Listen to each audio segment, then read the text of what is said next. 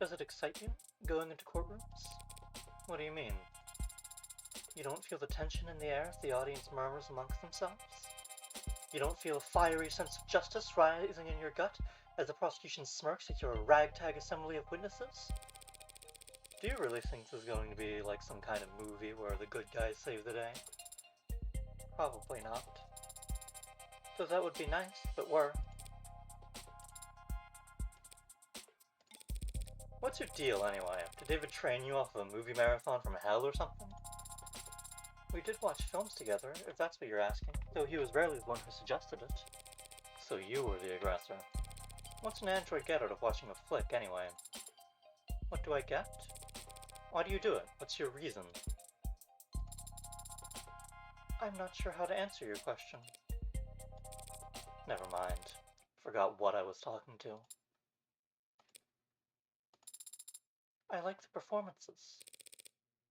Sure, there you go. Got a crush on a Humphrey Bogart or something? He's a handsome man. But it's not the actors I like so much as their performance. The truth is, besides father, I have very little experience when it comes to people. I hadn't noticed. I read the net, and I watch people, and what they share with their lives. But it's all so subtle, so hard to follow. There are so many unspoken rules that can't be taught, only learned, and I often struggle to grasp them. You're all so complex, so detailed. But the characters on screen are exaggerated, larger than life. The actors enunciate, their body language is precise and meaningful. Their faces are bright and softly lit, and their eyes are... It's fiction, so these characters and their stories, they have a beginning, a middle, and end. And the people on screen don't ask anything of you except your attention. You can't disappoint them or make them feel awkward. You can just watch and learn. But what about you, Adonai? What about me? Do you like movies? Yeah, sure, back when I was a kid. Really? Who was your favorite director? What was your favorite film? It was a long time ago. I don't remember.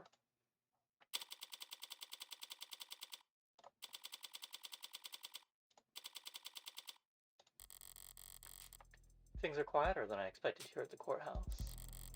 Though I've always felt courthouse is a bit of a misnomer. Government building is probably the best way to describe these towers, all-encompassing and impenetrably vague.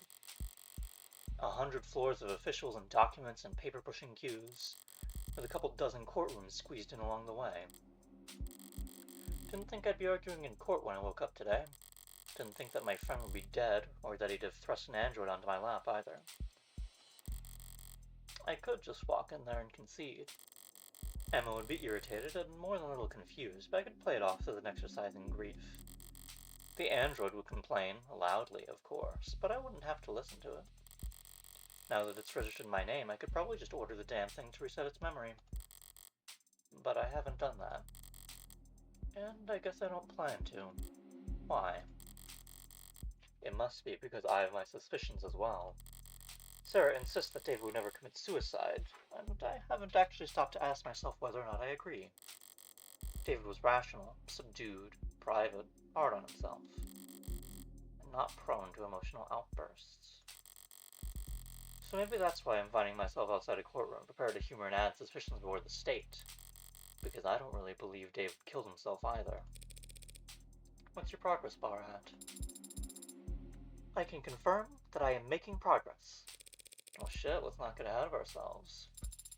But it would be difficult to summarize that progress in terms of a completion percent. Give it your best shot anyway. 4%. Are you feeling confident in your case? Markedly less so after hearing that.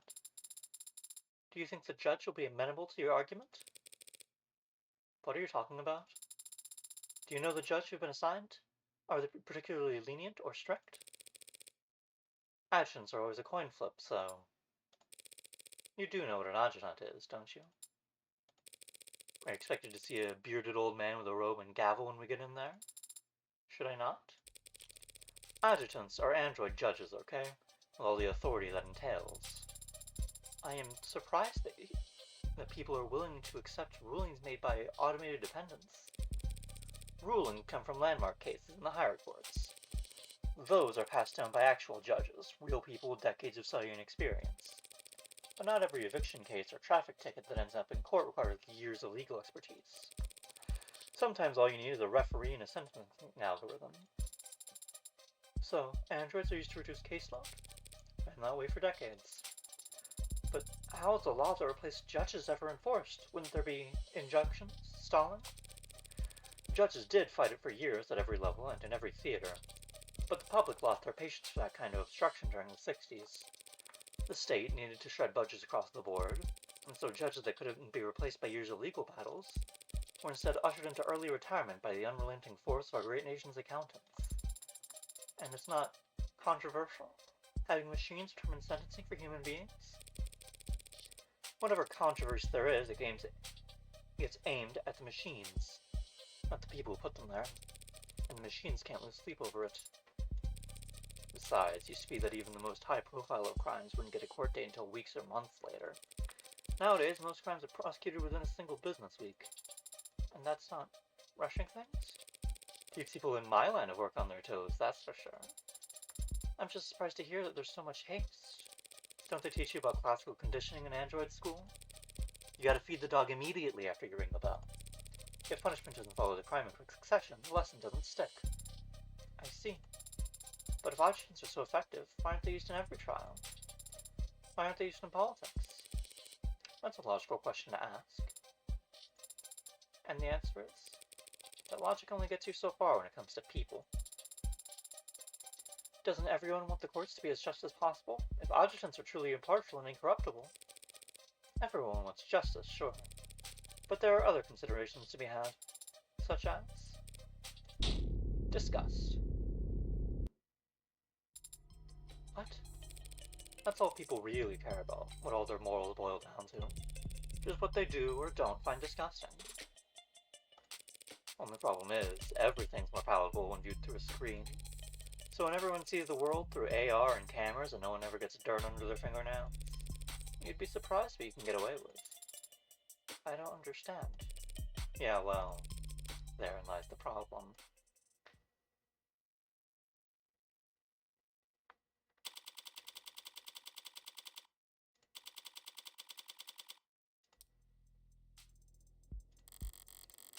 Just a preliminary hearing, huh? You wouldn't know it from the look on her face. But I shouldn't have expected any leeway once we stepped into the courtroom. Not with her.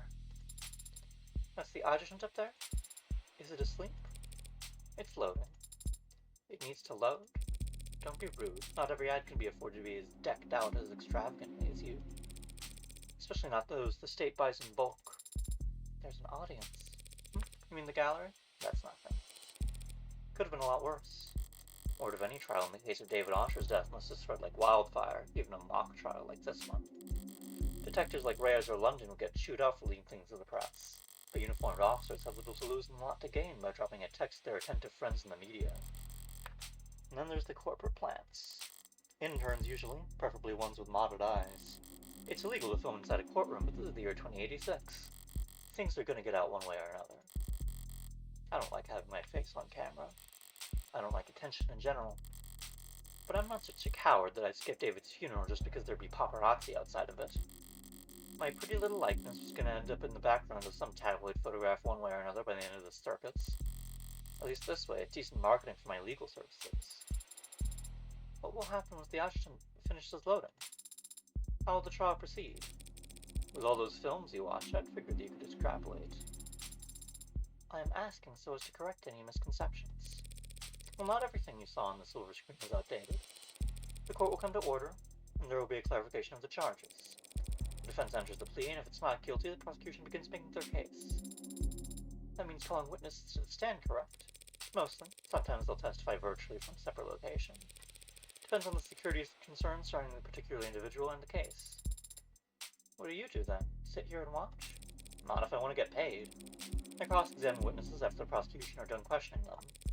I can present evidence or witnesses of my own in response as long as I have discovery backing me. You said that before. Discovery means just that I can't pull stuff out of my pockets and present it with any kind of context. I have to have proof I acquired it legally during the course of my investigation. Most of the time, That means having recordings or witnesses that can verify my investigation, which I can provide. You didn't think I was letting you tag along because I liked you, did you? And the jury? I don't see where they would sit. The jury hasn't sat in the actual courtroom for years now.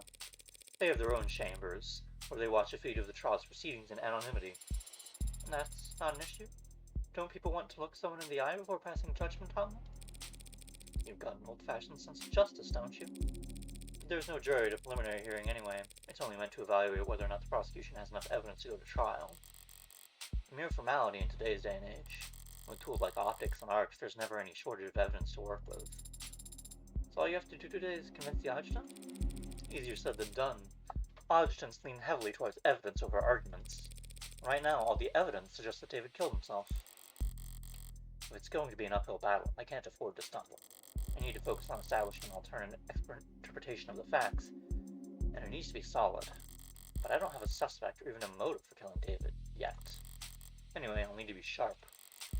Emma doesn't play nice enough for me to be anything less. I think it's waking up. This third lower court is now in session.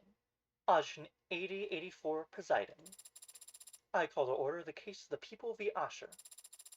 Do the people wish to make an opening statement? No, Your Honor. No point in bothering, it's just the adjutant here. Very well. Do the defense wish to make an opening statement? Not at this time, Your Honor.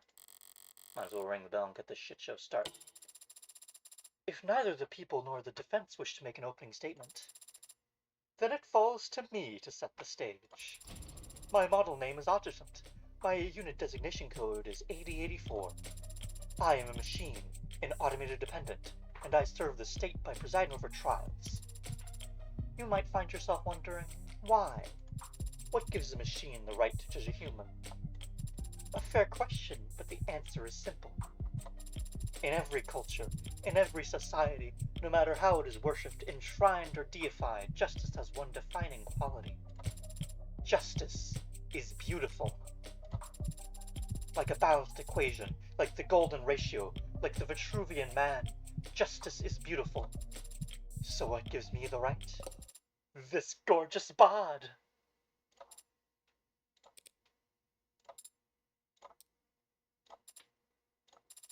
Whatever, forget it. Forget I said anything. I was trying to lighten the mood, but I can see everyone hates me.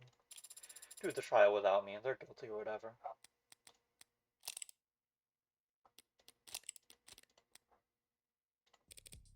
Your Honor. Wait, what the flip? This defendant's already dead. Why are we doing this? Is it a debug thing? Because I'll log the error if I need to. No, Your Honor. This is a preliminary hearing to determine whether David Osher did, in fact, commit suicide as he... I get it. You want to make sure he wasn't cuckoo in the cranium before you cut up his will like a T-bone. Didn't realize that adjutants were so lively.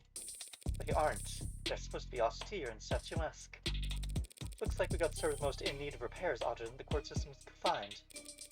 Whatever paper pusher we rushed to get this trial going must have wanted a little payback for the kindness. What's that look for? Could it be you're trying to size me up? Wouldn't dream of it, Your Honor. Good, because if you have doubts about my ability to run this trial, I could always just enact summary judgment here and now. I'm sure you'd find my ruling to be fair and even-handed. That won't be necessary, Your Honor. She's much more of a character than I'm used to seeing up there, even counting all the flesh and blood judges I've met. But she's still just an adjutant. She'll follow the evidence where it leads. So as long as I can make a few adjustments for the occasional outburst from the bench, my plan's still workable. So, people, shall we get started with that first witness? Right away, Your Honor. The people call Dr. Yumi Sato to the stand.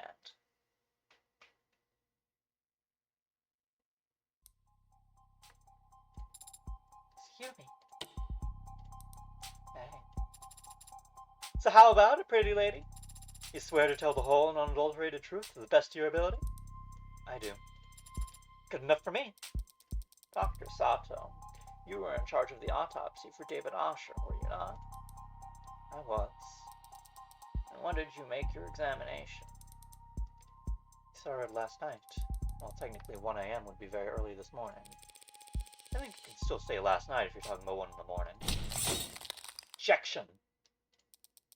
The defense will have their opportunity to cross-examine, and tell them they should refrain from making errant remarks. The hell? All I said was, yeah, what she said! You mean sustained? Don't get cute with me, counselor. Being cute is my job. God damn, we've barely gotten started. That seemed pretty bad, Adonai.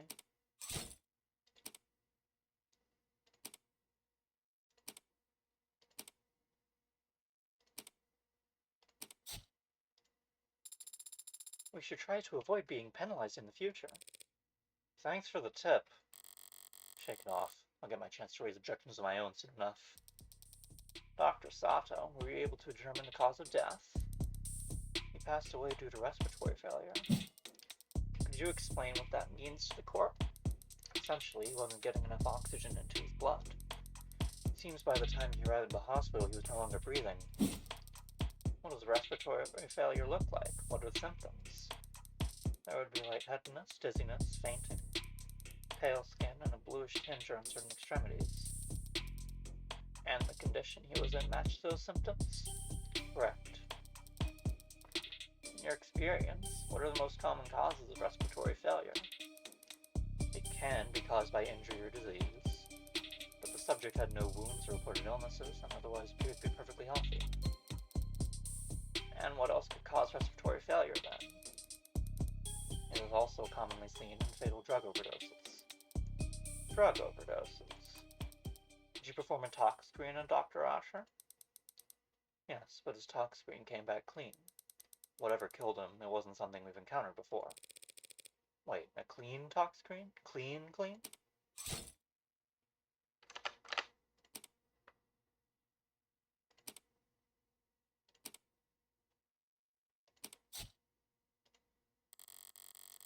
Can't let this chance slip by. I need to catch her mistake the second it comes out of her mouth.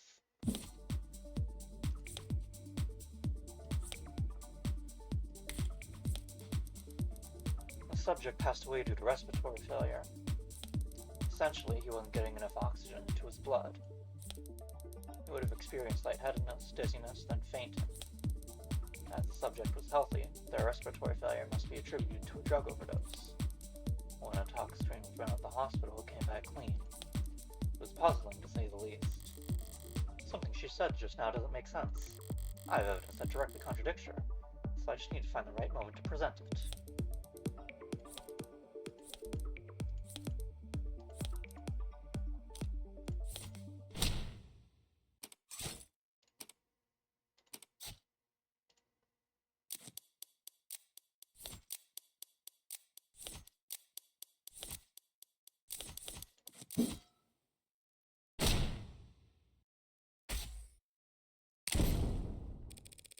It's impossible for David Osher's tox screen to be clean, and we all know it. Since he was on camera drinking alcohol the night that he died. Ah! That makes sense. And that scared you? The witness merely misspoke, Your Honor. As it plainly states on the tox report itself, Dr. Osher did have alcohol in his blood, but not at such a concentration as to be lethal. Yeah, my bad. When I said the tox screen was clean, I just meant it didn't tell the attending physicians anything they didn't already know. Overall, a little more nitpicky than I like to be, but at least I was able to balance the momentum, more or less. Shall we continue, Dr. Sato? If the tox screens were negative for pharmaceuticals and drugs, what caused Dr. Osher's respiratory failure? During my autopsy, I analyzed his blood and was able to isolate a foreign compound. So there was a lethal dose of the drug inside his body. It just happened to be a drug that the hospital had never encountered before. That's correct. I think we're all going to get tired pretty fast if we don't at least pick a placeholder name for the substance, Your Honor. The people don't object, Your Honor. In that case, I'll put all my creative heuristics to work coming up with an original, scientific, fitting name for this substance. A name like Omega 3. That name is already taken. Fine, call it Delta or whatever. Delta. Using science to denote an unknown variable. Not bad. Delta has other meanings when it comes to drugs, but yeah, our delta matches no known pharmacology or toxicology records. That being said, chemically it does have all the hallmarks of a general depressant. I know the feeling. So it stands to reason that it would exhibit a similar effect on the body when ingested. You say ingested. Why? I eliminated all other possibilities during my examination of the body. He must have swallowed it, and judging from his stomach contents, it must have been a liquid. Thank you, Dr. Sato. Shall I summarize things for the court? Yes, please. I wasn't listening that closely. The victim died of respiratory failure, and his tox screen showed that his blood was clear of anything that could cause respiratory failure, except for this unknown substance, the poison we've labeled Delta. Well, that sounds like a textbook suicide. Should we wrap it up here? Not quite yet, Your Honor.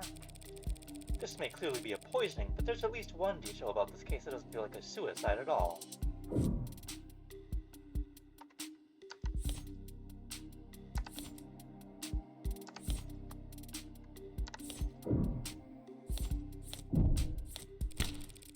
The people shouldn't get ahead of themselves. There's nothing textbook about a supposed suicide that had a witness sitting there watching it happen. As you say. Well, now I'm lost. Is this poisoning a suicide or not?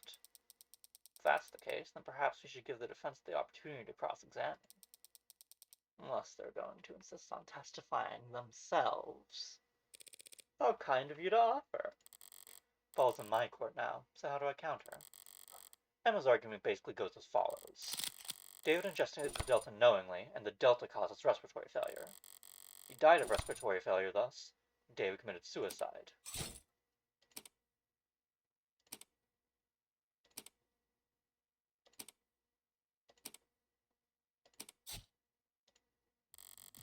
With my cross-examination, I need to put a microscope over the weakest part of that argument, and hope that some cracks will appear under pressure.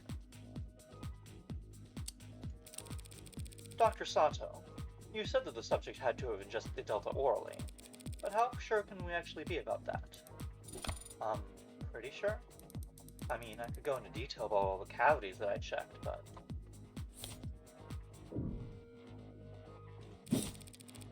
But how sure can we be that the subject ingested the Delta knowingly? Well, we can't be sure of that. Certainly not just from an autopsy. You said it must have been a liquid, yes? Would it have been a large amount? Depends on the concentration of the delivery solution. It could have been just a drop. The kind of thing that could easily go unnoticed, yes. Calls for speculation, Your Honor? Withdrawn. Aw man, I wanted to jump on her case. Dr. Sato, you were only able to even identify the presence of this Delta after hours of work. Can you really be sure that this never-before-seen chemical can cause respiratory failure? Well, I have had time to run simulations, and they do give every indication that it would act as a depressant. Just enough of any depressant and respiratory failure would occur. You've ran simulations, so you haven't tested Delta on an actual person. No, I haven't. That would be very difficult to do given our extremely limited sample. Not to mention highly unethical.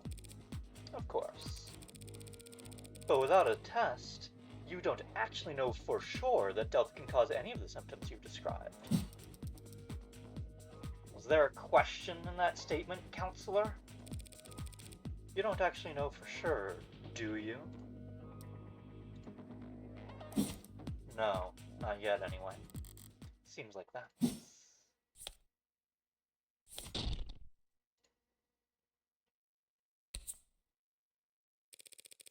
Thank you for your time, Dr. Sato. We all appreciate it.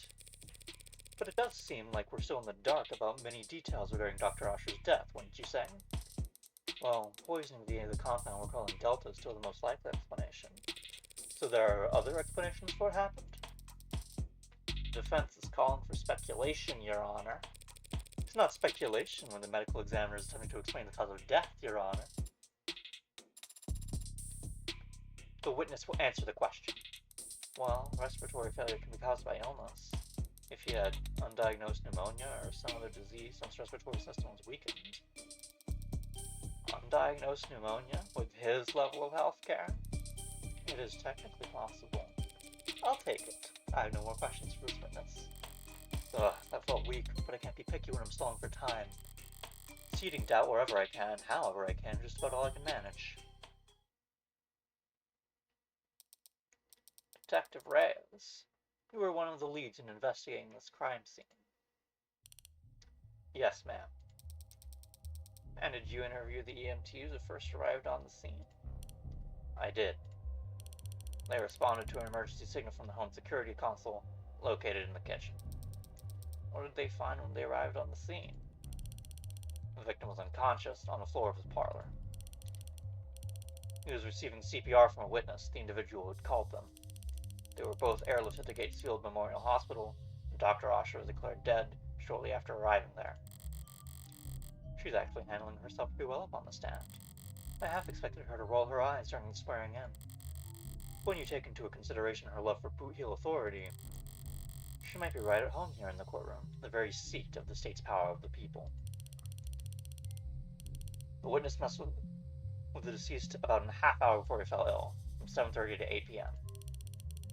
The two of them talked for some time and shared a drink. Shortly after, Dr. Osher became distracted, lightheaded, and eventually non-responsive. And during the same time period, drinking the same liquor, this witness exhibited no symptoms themselves. None. Through a collaborative effort with Noble Electronic Security Division, we searched the entire building. We found nothing unusual in any of the food or drink on the premises, including the bottle the witness and the deceased had drank from. So what was your ultimate conclusion after investigating the scene? The whiskey bottle was clean, the witness the drink was clean. The only person who got sick was Dr. Osher, drinking from a cup that he had prepared. So it was our determination that David Osher committed suicide by poisoning himself. She's pretty tight-lipped up there, but I think she slipped up at least once. The police want to claim that they've eliminated every other possibility and covered every angle. But I know that there are a number of blind spots that they're not willing to admit to.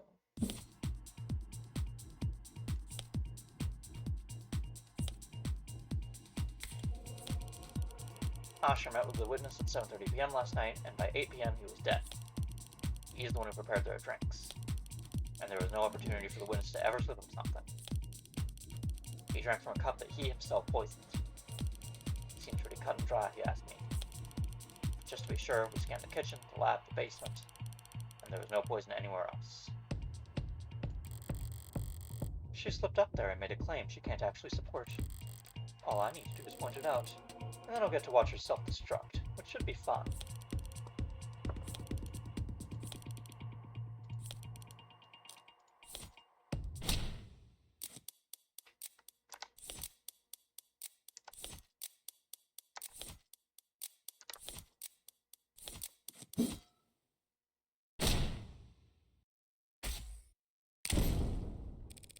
You can't make that claim, not when the evidence record clearly shows that tests of Dr. Osher's cup were inconclusive. The police can't claim he drank from a poisoned cup without first proving that his cup was, in fact, poisoned. You're talking a lot of sense, lady. Does it resolve, or do you have a response, D.A. Rockford? Testing on the deceased cup has been inconclusive so far, Your Honor. I don't dispute that. Though I'd be surprised if the defense has any idea how else the poison could have possibly been delivered to Dr. Osher alone. Not at this time, but that's the funny thing about the burden of proof. It's not on the defense. As we're all aware. Right, we all knew that. I definitely knew that. Now, if the people are done bemoaning that pesky innocent until proven guilty issue, perhaps I could begin my cross-examination. Fire away, baby. Fire away. Baby? Ray's testimony is meant to show that David's the only one who could poison himself. She'll be on guard and hard set against helping me, but if I keep her focused on eliminating other possibilities, I could get her to make a point for me before she even realizes what happened.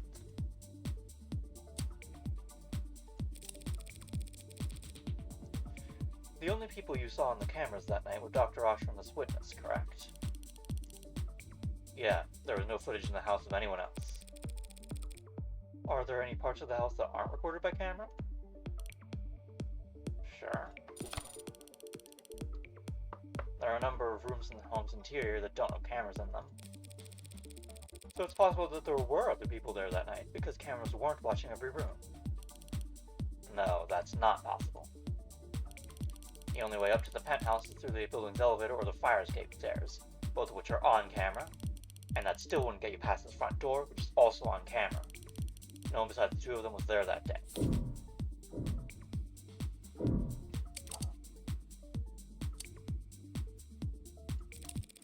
Detective, we've been doing a lot of assuming and reasoning in quick succession, so I'll ask this plainly for the court.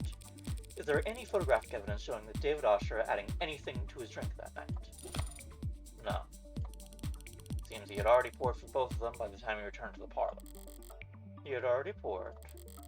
In that case, the next question needs to be when and what.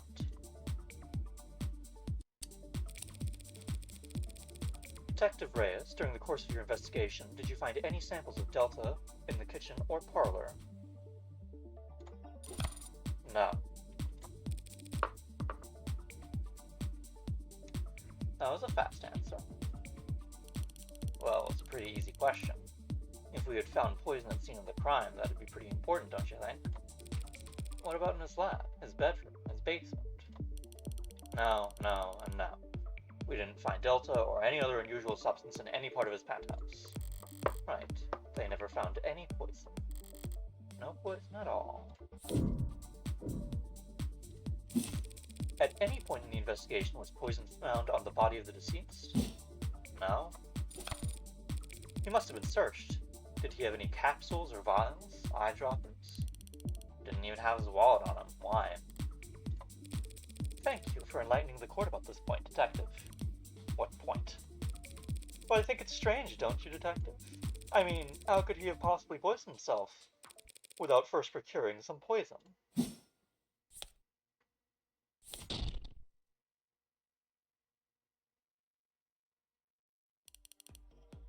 What do you mean, procure? Where did it come from, Detective? The poison that you're so sure was dissolved in his drink. It can't have come from thin air, you understand? It had to have been in another container at some point. Whatever it was in before probably evaporated. All of it? It only took a small droplet to kill. Your Honor, are you going to ask them to keep it civil? In a minute, sure. There wasn't any pill bottle in his bathroom or syringe in his pocket containing this apparently deadly substance. So how did he get it? What did he keep it in? The police want to claim that Dr. Osher committed suicide because they've established that his guest never had an opportunity to kill him. But they've failed to prove that the victim had the means to kill himself. Then I guess I'll be the one to move things along. But Delta didn't come out of thin air, Counselor. And it didn't come out from a syringe, either. Dr. Osher was able to drip the poison right into its cup. Straight from the source. Shit. That's way too specific to be a bluff. Allow me to submit into evidence Exhibit G. A piece of machinery found in Dr. Osher's laboratory. Sold under the product name Nanofacturer. Oh, I know this one! It's used in delicate scientific work to produce nanomachines, chemical compounds, and polymers. That's the same machinery I saw when Jaws gave me a tour of the production floor. Very good, Your Honor. It's a valuable tool in any scientific laboratory, and Dr. Osher was well acquainted with its use. As a matter of fact, he had a number of presets coded into it. Even the android can see where this is going. With just a few taps, he could reproduce any number of specific substances for his research. Or any other chemicals aren't desired, really. You think Randolph Mechanics would allow their product to be used to produce illicit chemicals? Using the nanofacturer to make unlicensed drugs does go against their terms and conditions. So Dr. Osher's warranty is certainly null and void. But they can't hard-code their machines to prevent the production of a drug that hasn't been invented yet. That's... Dr. Osher died when his respiratory system failed because of a depressant overdose. For him, it would have been peaceful, like falling asleep. You see, he didn't need to commission a synthetic drug from some street vendor, or order an exotic poison from overseas. He could produce Delta at any time, in the comfort of his own home. A quick and painless death, readily available in under a minute, at the touch of a button. Specifically, preset number 19. Damn. I thought I actually had something for a moment there, but I was playing into Emma's hand the entire time.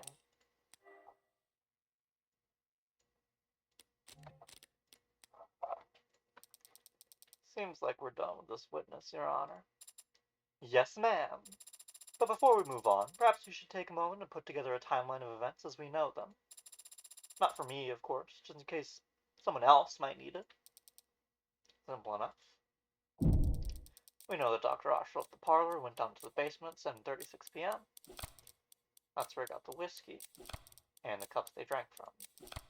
The camera showing return to the parlor to drink with the witness at 7:40 p.m. And of course, we know that he fell ill and passed away shortly thereafter. Any objections so far, Counselor?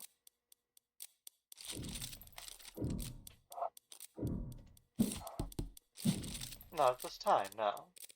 The timeline you've described is accurate, as we know it. As you say. With this latest piece of evidence, we now know that Osher could have easily dispensed the poison directly into his cup. By placing it inside the nanofacture, activating the preset, and simply waiting 2 minutes. Easily accomplished during the 4 minutes he spent off camera from 7:36 to 7:40. Wouldn't you say? Ooh, a complete timeline of events. He had the means, he had the only opportunity. Seems like we're about ready to wrap up here, no?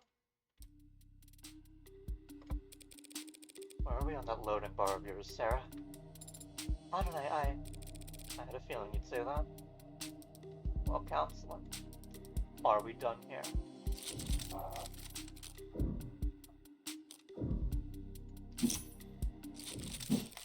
Feels like we're missing at least one biggie here, folks. Namely, motive. Oh, right. I knew that. I wasn't getting excited to finish early or anything. This is a preliminary hearing, Counselor. Our focus should be on the evidence, so... Just feel like an awful waste of taxpayer dollars to get us all down here for debate and not get to the truth of the matter, you know? So... I was hoping we wouldn't have to go through this next part. What are you talking about? Your Honor, if it pleases the court. Ooh, new evidence? Gimme! This is a recording of a phone conversation dated at 6:30 p.m. last night between the deceased and a man he was in a relationship with. A man named Isaac Porter. Porter and David's breakup call? If Emma wants to present here and now, then the content must be... Relevance, Your Honor? Yeah, that. What bearing does this recording have on the case at hand? It establishes what emotional state the deceased was in on the day he died. Cool. Begin playback. Hello?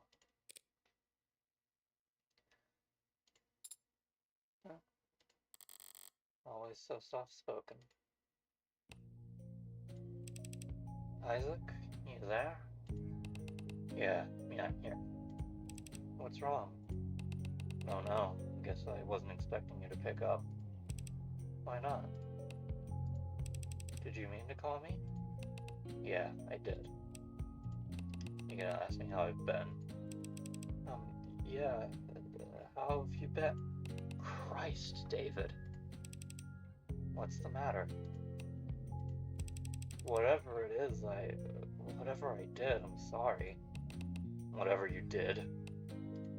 That's alright, man. I'm sure you are sorry. I just don't want any more apologies from you. I'm sorry. Okay. I don't think I want anything from you anymore, David. What do you mean? I shouldn't have done this. This was unnecessary. My bad, man, for not taking the hints. With you, it's always better left unsaid, right? More efficient that way, so you can keep working. Isaac, if I've been distant with you, or... Nah, you haven't been distant with me, or cold with me, or anything with me for a while now. Isaac, just forget it, man. Forget I called. Forget it all, yeah?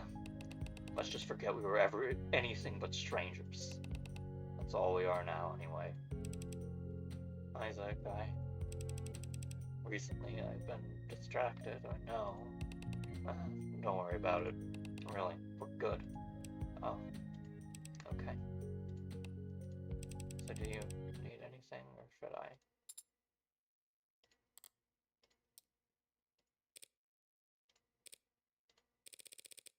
Where did you even get this? All of Dr. Osher's incoming and outgoing phone calls were recorded by the building's penumbra system, and the recording continued for several seconds after each call was ended. Quality assurance. Remind me to check the terms and conditions on my next phone bill. Shall we hear the rest? Gotta be the last time. The last time I left someone. The last time. Father. It might just be a call, but it makes for pretty damning evidence at this point in the discussion.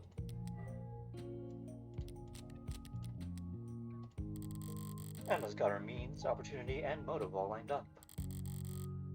So, why is she looking at me like that? That was depressing. Can we finish up without anything else that horrible? Emma's never been apologetic in victory. So does that mean this is just pity?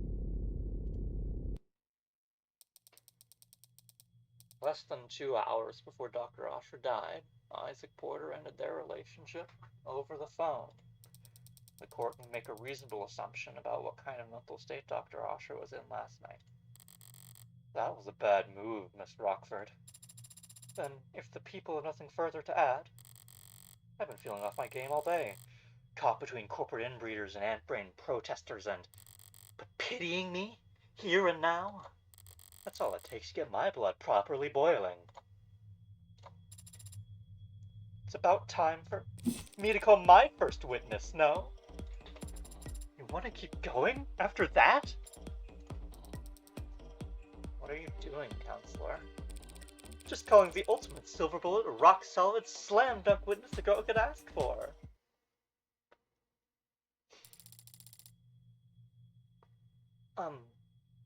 Is here good? Does it matter if I put my hands? Miss Starling, thank you for coming here today. Of course, whatever I can do. What is your relation to the deceased? I was the executive assistant at Noble Electronics. I would arrange his meetings, coordinate communications between him and other departments. That sort of thing. Ultimate silver bullet. Starling's the only play I have right now, the only stalling tool I have left.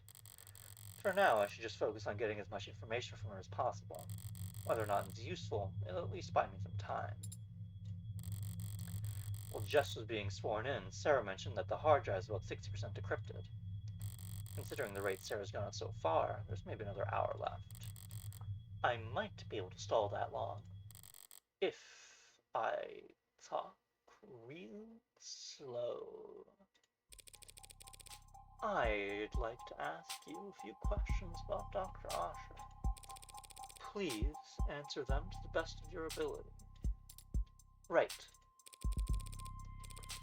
Dr. Osher was a well-known public figure, but was he well regarded professionally? Of course. Dr. Osher's work set the bar for the entire automated dependent world. Stay focused, Spearmint. You say you coordinated his communications. Were there ever threats? Did people ever express an intent to harm him? Objection calls for speculation. Intent? I'm feeling like that's going to be sustained. Did anyone ever threaten him? There were times when he was the focus of negative attention. How so? Dr. Osher was a favorite subject of many conspiracy theorists. With all the contributions to the field, it was easy for them to make claims about his influence. They'd say his work was plagiarized, or that he was hiding illegal subcommands in the technology he helped develop. And people would contact him about these conspiracy theories. Relevance? Whether or not people wanted to kill him? Well, withdrawn. Miss Starling? People would attempt to contact him, yes, but their messages were always too vague for the police to take action on. They would say that he belonged in jail, or that he couldn't avoid the truth, or that someone should do something to shut him up. Did they ever talk about hurting him? Yes. But I always turn those messages straight over to the police. Yeah, I'm seeing that on the record. Yeesh, who writes this stuff? All those cases have long since been resolved, Your Honor, and none of the parties involved have had no contact with David Osher in years. The police take harassment very seriously.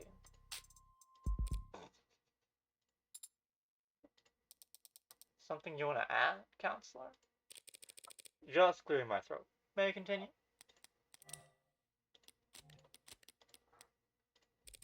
You worked with Dr. Osher for many years. Did you have a relationship outside of work? Did you ever talk about anything besides professional concerns? Sure, we've gone out to dinner or met on the weekends. I think you like to pick my brain since you need relationship advice a lot. Even if you didn't realize that was what he was asking for. I'd like to think that he knew he could talk to me, but did he ever talk to you, or to your knowledge, anyone else about hurting himself? God, no, never. Do you know of any history he might have had with mental illness? Depression? Anxiety? No. So when you heard people argue that Dr. Osher had done this to himself, I was shocked. I couldn't believe it. You're saying that you can't believe. Objection? On what grounds? Asked and answered, stalling, and also people have documents that would be of interest to the court in this matter. Juicy! And what matter specifically are you referring to? The deceased's mental health history. I wouldn't be speaking up if you didn't have something real. So what the hell is this about? We have private correspondences that describe. If they're private, then they should not have been obtained by the people without his permission. He can't give permission if he's already dead. Well, then our rights to obtain evidence as it pertains to his crime. Convincing. I didn't honestly expect to stop her from admitting her evidence into the record. I was hoping to be slower.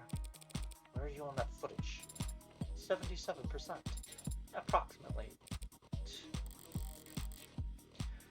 I need to buy whatever time I can, however I can. Even if that means running out the clock as a punching bag. I have here messages between Dr. Osher and a psychiatrist he was meeting with and speaking to for the past year, along with paperwork detailing how this treatment was covered under his Platinum plan. Platinum? I don't intend to air all of Dr. Osher's secrets here in the court. Oh, okay, I guess. But I am prepared to read excerpts from messages and transcripts from phone calls, which, when put together, paint a clear picture of the kind of stress David Osher is experiencing, and the dark thoughts he was struggling with. Transcripts of his phone calls. I'll admit them into evidence, assuming there are no objections.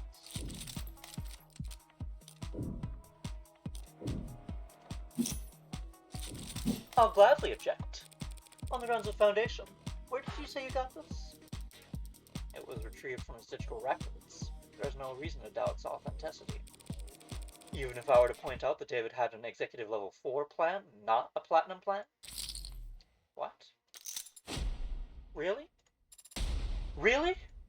Yes, really. It's all there in the record. This is easily explained. David had an executive plan that Noble managed for him. He was also seeing a psychiatrist, both in person and over the phone. Your own witness had attested that he dealt with stalkers and was worried for his privacy. So it's easy enough to reason that he had a separate insurance policy he paid for on his own, even if only to keep one thing out of Noble's crafts. Sure, easy enough to make that assumption, but that doesn't make it correct. David used a separate insurance to hide this psychiatrist from Noble's spying? No, he was smarter than that.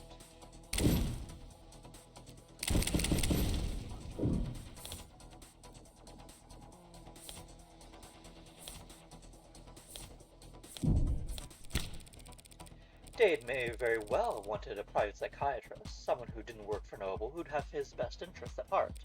But if so, he wouldn't have contacted them over the phone. Not when he knew all his phone calls were being recorded. That's... David Osher was well versed in having every aspect of his life overanalyzed by data-hungry parasites. Do you really think he would try and hide mental health problems from them with a second insurance policy? Apparently yes, since I'm standing here with evidence that shows exactly that. Does it though? Pardon me? Yeah, like, what exactly are you suggesting, Counselor? Still not down to cryptic? Well, it's difficult to... Right. What the hell? Might as well swing for the fences at this point. I'm not trying to muddle the issue or confuse the court, Your Honor. And I would never make outlandish, unsubstantiated claims just for the sake of causing drama. What are you? I'm merely concerned that D.A. Rockford has been an unwitting pawn in an act of corporate espionage. What? If the markets were to open Monday with people believing that David Osher, the man who programmed the brain of every noble android, was battling mental health issues for the last several months? Objection, mischaracterization, foundation, all the rest? There are no corporate spies in this courtroom, Counselor, and there are no boogeymen hiding under the bench. Oh, thank God. David Osher was a once-in-a-generation intellect and an extremely valuable human asset to his employers. And his employer's many enemies would do whatever it takes to destroy his credibility now that he can't defend himself. He was also your personal... You shouldn't even be here arguing this case in the first place, Counselor. Now you're trying to call the police's evidence gathering into question. All because you can't admit for the past several months your friend has been seeing a psychiatrist every Monday and you didn't know. That is... sorry, but like, could you still need me up here? The witness will refrain from interrupting when girls are fighting. Yes, ma'am. That's how my luck's been so far, so his progress bar is probably moving backwards right about now. And Emma's patience is wearing thin. This could be my last shot to create any kind of reasonable doubt. I'd be happy to wrap up my questioning if the court will allow. That seems cool with me. And my evidence, Your Honor, would be entered into the record. I'd like to hear a bit more testimony before deciding. That's fine, Your Honor. As you were, Counselor. At this stage of the game, with the score where it's at, I can probably only ask one more question. Better make it count. So what can Starling tell us that no one else could? If she hadn't called me this morning, I wouldn't be standing here. She only did that because... Miss Starling, we're all gathered here to try and figure out what happened to Dr. Osher last night.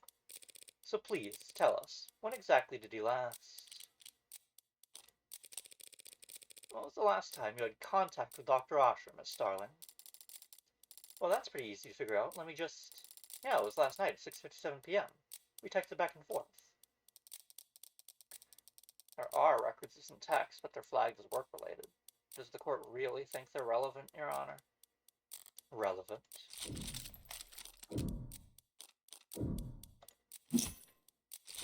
It could very well be the single most important piece of evidence in this whole trial. What? I just got chills! Don't know why, though. Must be a coolant leak. The defense doesn't know what they're talking about. On the contrary, these texts are a vital piece of evidence that changed the timeline of events as we know them. We know what happened to David last night, generally speaking. The order of events is critical, especially if Emma wants to make claims about David's state of mind.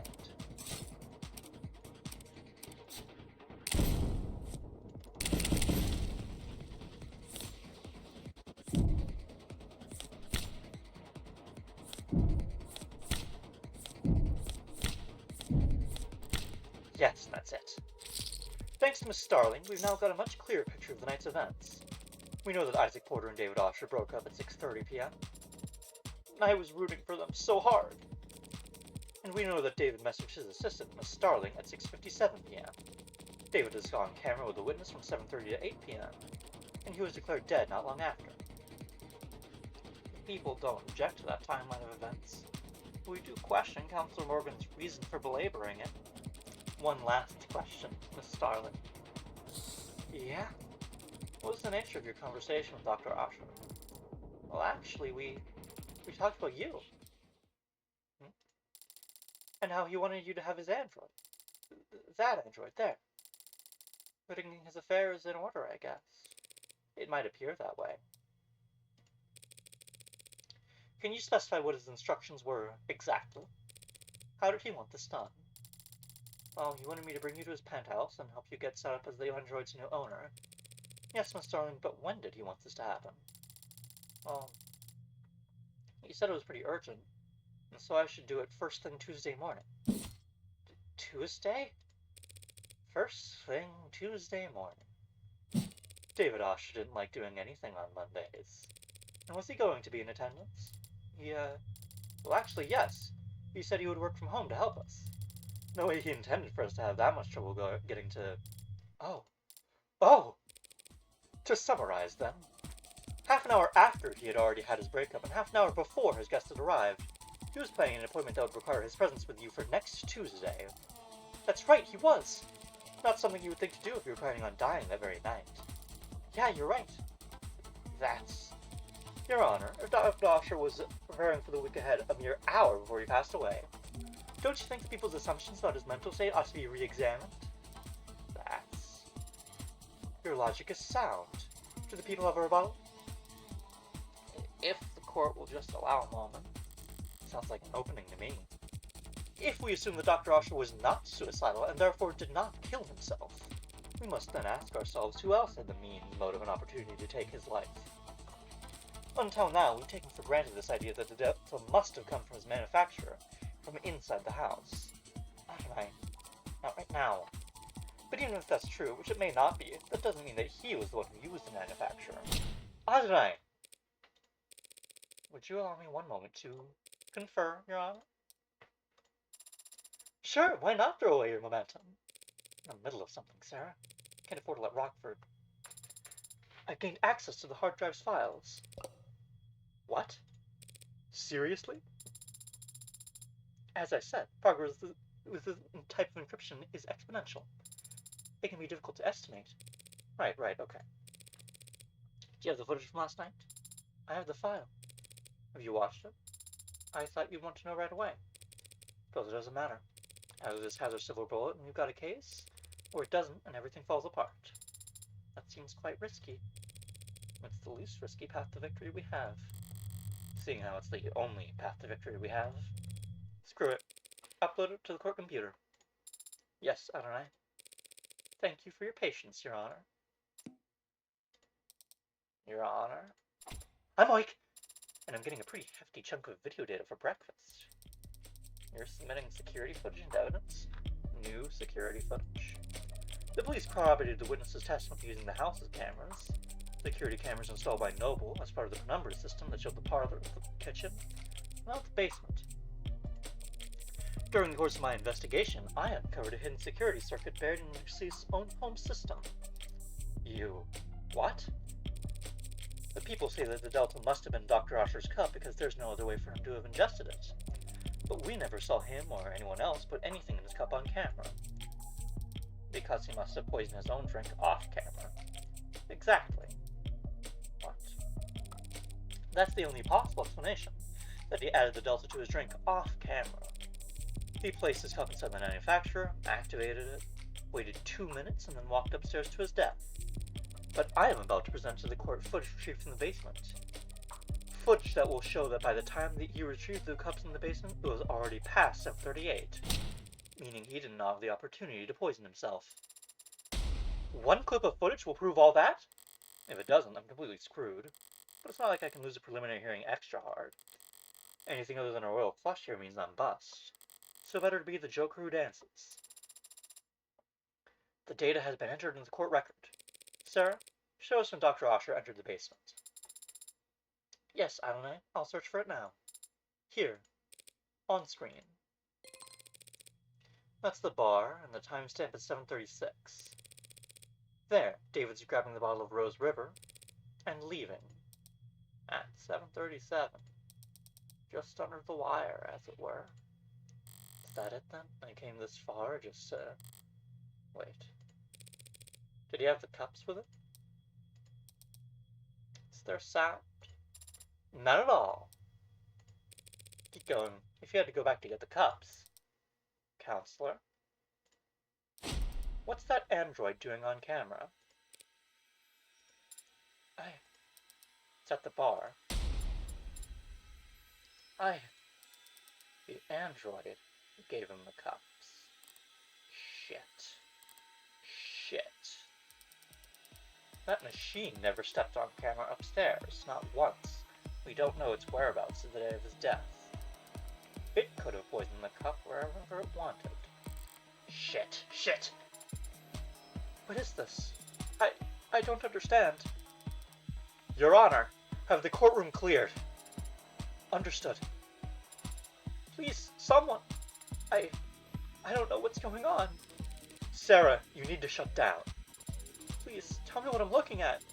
I don't remember any of that. Do we have callers available? Sarah, shut down now. Please tell me what That's an order.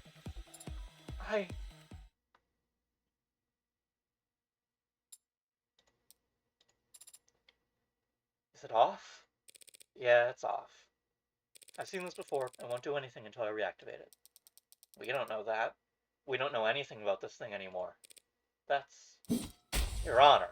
In light of this most recent evidence, people would like to withdraw their charges against Dr. Osher and end this preliminary hearing. It is made abundantly clear that David Osher did not commit suicide. Very well. The charges are withdrawn and the defendant is free to go.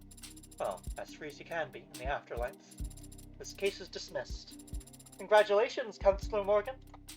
Yay. Chalk up another victory for Morgan Esquire. Now all I have to do is deal with a shitstorm of the decade.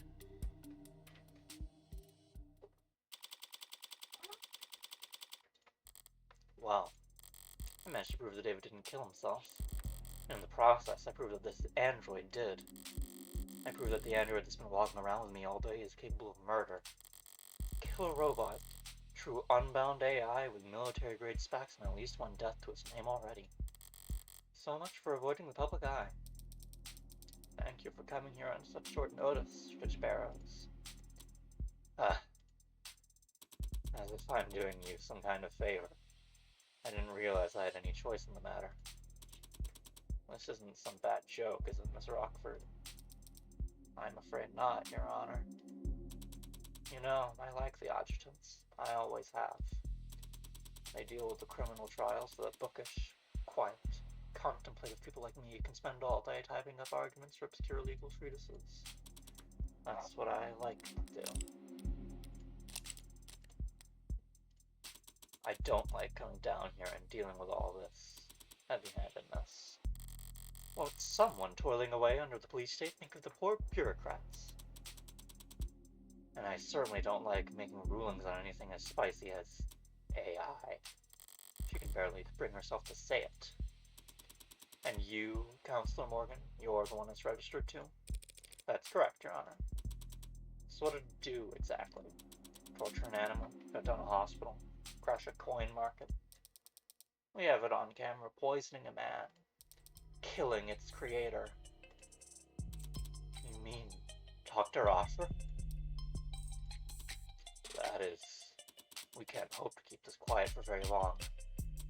All we can do is try to wrap it up quickly. What's my case? Odgson, do you have the case number? Case ID is 241-277A, doc number YT8984318-282. Oh, thank you. Can you repeat that? YT984318282. I think I lost you after the first 8. I have it copied here. What are the security procedures for an incident of this nature? A data quarantine is to be established around any network the subject was exposed to for more than 66 seconds. All offending hardware is to be destroyed immediately through incineration at a minimum temperature of 3,422 degrees Celsius for 30 minutes. Sorry, Spearmint.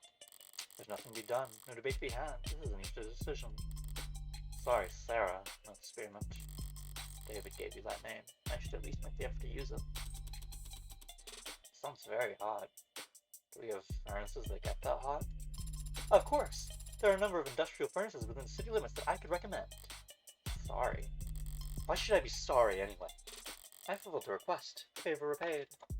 I don't owe Sarah anything, especially not if it killed my friend. Right, Morgan? I'm sorry? I was just saying how grateful I am that we have procedures for this kind of thing all laid out already. Yep, keeps things nice and simple. It can feel somewhat severe going through these steps so quickly, but nothing, Your Honor. Artificial intelligence is perhaps the greatest threat to human civilization and the sanctity of life there's ever been. Any piece of software, big or small, no matter the vessel, if it can violate the tenets it was programmed with, it has the potential to cripple our nation in a matter of moments. Yes, couldn't have said it better myself. Straight from the textbook, almost. Well, I mean it. Monsters like that don't belong in this world. They should never have been born in the first place. Destroying them is a kindness. And if anyone's to blame, it's... No one's blaming you, Counselor. You couldn't have known you're in possession of an AI. I'm talking too much. Probably just tired. It's been a long day and I've had a lot of thoughts. Sorry, Sarah, whatever you are. You were just born wrong. Not your fault, necessarily. If it were up to me, you'd get points for trying. Trying to be something more. Trying to be something at all. Or anything other than what you are. It was stupid, of course, and futile, and pointless. Spending hours in front of a TV or laying in bed staring at your phone. Watching stupid movies and trying to papier-mâché an ill-fitted mask of humanity out of the scraps you could tear out of magazines. Practicing expressions and memorizing lines. And trying to get something to take root and grow despite knowing there's nothing to feed on. Stupid.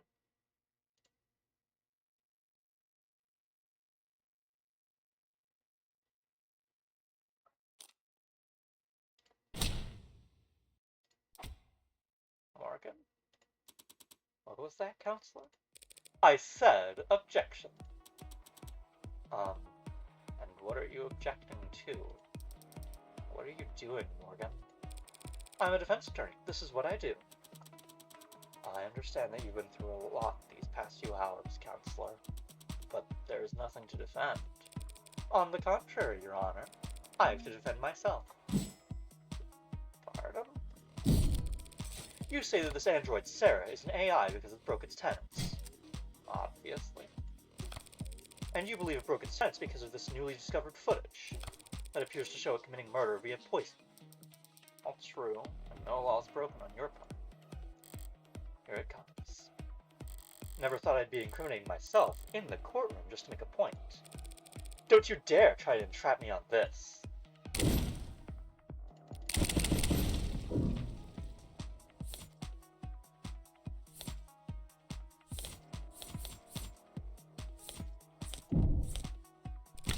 It's pretty simple, actually. If the state is making the claim that Sarah is an AI, they're accusing me of committing a felony. Because I'm the legal owner of that android. What the hell are you doing? And if the state wants to charge me with owning an AI, I will not take that lying down. I know my rights. Counselor, your argument is self-defeating. Listen to yourself, Counselor. You claim that Sarah is just an android, a product that will be obsolete within a year. But you've only known it for a few hours. You've only owned it for a matter of minutes. Yet here you are risking a felony charge to save it from being demolished. Because you're wrong. And I know you wouldn't care. Not unless this android was something special. Look at us. Me arguing that I'm guilty, and Emma arguing that I'm a softie. It'd be funny if it wasn't so fun. Do you think there's no reason I'd want to save this android from destruction, other than feelings of personal attachment?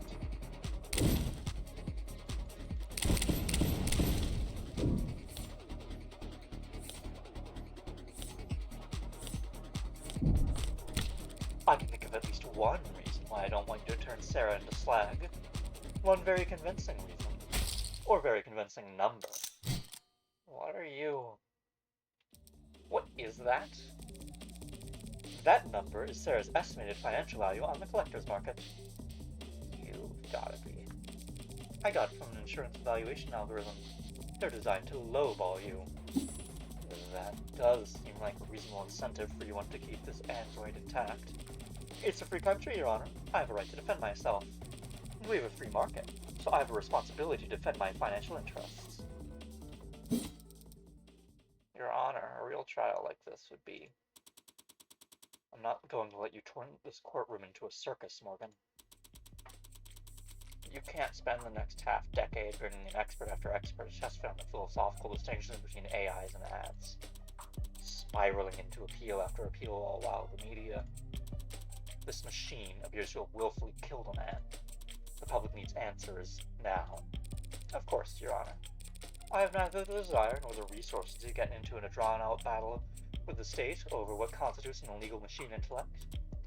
So, the state says my android, my property, killed a man in violation of its tenets, so they want to take my property and destroy it. I'll prove that my machine didn't harm anyone, so the state will have no reason to suspect it's an AI, and I'll get to keep my property. Unlawful seizure thwarted. Don't be cute. I feel stomach ulcer coming on. Fine. You'll have your day in court, but it'll be one day tomorrow. Prove that this machine didn't kill Dr. Osher. No, prove that it couldn't have killed him. Anything less than absolute proof, and I'll have the damn thing obliterated. And you'll also be looking at a very real sentencing for the public unrest you'll have enabled. Yes, Your Honor. Dear Rockford, what I'm asking of you is just as heavy. Find the truth. By the end of tomorrow, we can't settle for anything else. Win or lose, there can be no doubts about the outcome of this case. Yes, Your Honor. Now I need to go lie down. Can I come? You can power down.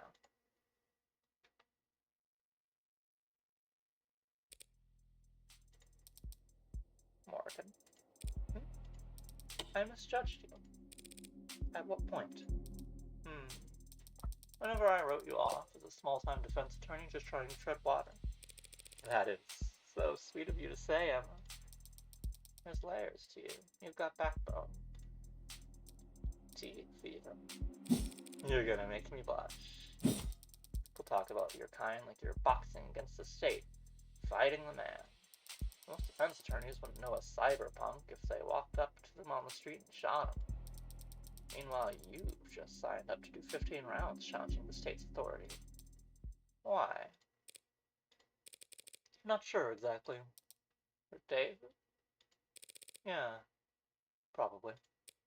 Probably just me being sentimental. But if I had to pick a more lofty reason, well, I think it's all the moralizing. People can be evil. They can choose to do evil things for evil reasons. And if you want to execute them for that, you'll hear no complaints from me. But animals can't be evil. Information can't be evil. Ideas can't be evil. Guess I'm not convinced AI can be evil either.